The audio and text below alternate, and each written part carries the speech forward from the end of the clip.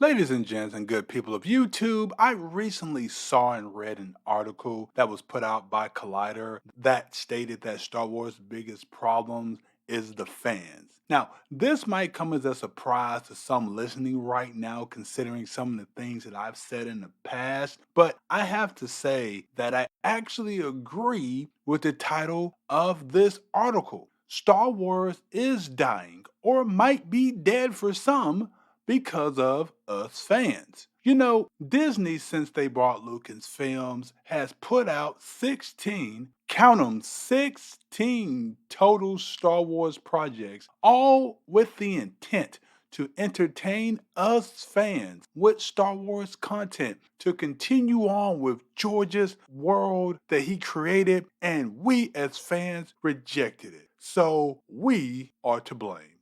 It's our fault that with each passing Star Wars project that Disney puts out where the storylines have tons of inconsistencies and incoherent plot points to the point that we mistake it for a game and we start throwing things at it like it's a game of cornhole because there are so many massive holes throughout each of these films and shows, and because of that, this just has to be a game. It's our fault, good people, that because of these massive plot holes in the storyline that we don't buy trying to retcon the lore when they introduce characters that shouldn't be there, or making the force out to be a farce by having people be able to use it in ways that normally takes years of training to do so, but somehow, some way, they are able to do it because the writers say that it just should.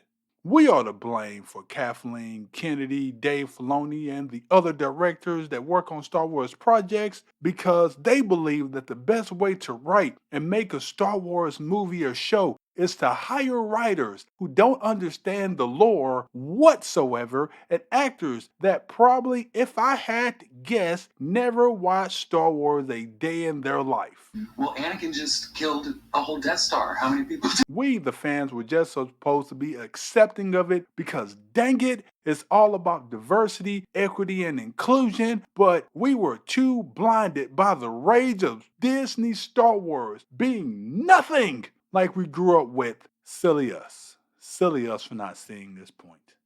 Last but certainly not least, it's our fault. We never took the time to realize that in our Star Wars, it wasn't alright being just white people in all the films, and we shouldn't dare point out Lando Calrissian or Mace Windu or Ahsoka or Bail Organa or the other host of people of color characters in Star Wars because they don't count since they want the main plot of Star Wars. Never mind the fact that each of them played a major role in the story. It's our fault that we weren't pushing to see what we have now in this latest show in The Acolyte, in a woman of color playing the main role, born not of natural biology, but by two lesbian space witches by the power of entanglement.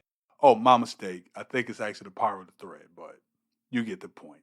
If only we allowed ourselves to be gullible, dim-witted shills, Disney would have turned a profit by now since owning Star Wars, but no!